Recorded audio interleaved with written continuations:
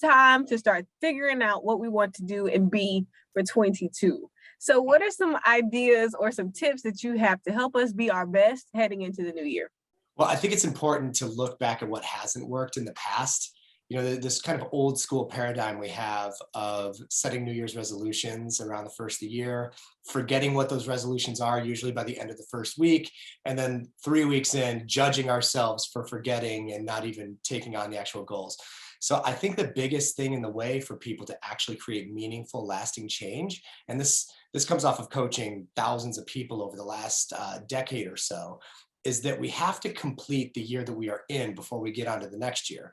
Meaning to take some time through the holidays right now to do a little bit of reflection, what worked, what didn't, what can I give myself credit for achieving this year, and where did I stop in the achievement of certain goals from earlier in the year. And in doing so, just finding some of that like level playing field, we can then set more meaningful goals that we will actually attain in 22. If somebody's starting a clean slate heading into 22 and they're like, I'm just going to go with it, I'm going to try something new, what are some things you think we should try to help us be more successful? Yeah, basically is one of the first things I recommend to clients is that we make this a game, to gamify it, not these big, heavy goals. I remember when I was a salesperson and you get your sales number for the year, oh my gosh, you start wearing it as a burden. How will I ever attain this gigantic number that was doubled from last year or whatever? Versus setting up a game you can win, which is what is the thing, like the first question is, what are you moving towards that you're excited about? Because that excitement will give us some of the fuel and the juice we need to keep pushing when things get hard. So rather than, saying that, oh, I need to quit smoking cigarettes, for example, that's a pretty common one for people.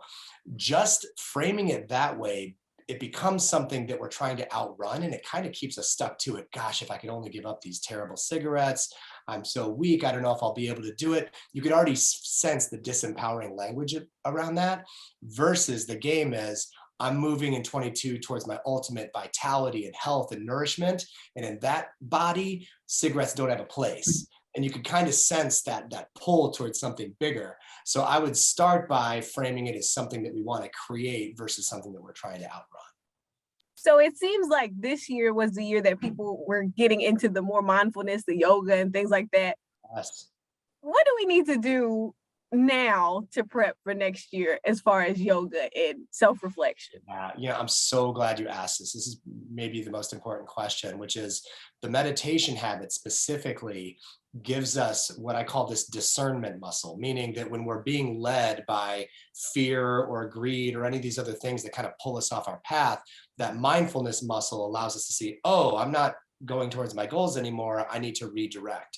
So that higher awareness, it's almost like looking at your life from the top down of the maze versus being down in it and not being able to see around a corner. So in my book, I talk a lot about this, about just creating a 15-minute a day, non-negotiable meditation practice. That's like 15 minutes a day that you just bring your awareness back to your breath, back to your breathing, back to some sort of mantra. And in doing so, it trains that muscle. So you're spot on. That foundational practice is so key. And yoga is very similar. Meditation actually comes from yoga. Anything we can do to connect the mind, body, and spirit and just slow things down. We could all sense that life is moving way too fast to keep up with right now, and it makes our head spin. So that act that we have each day to just slow things down deliberately is so important.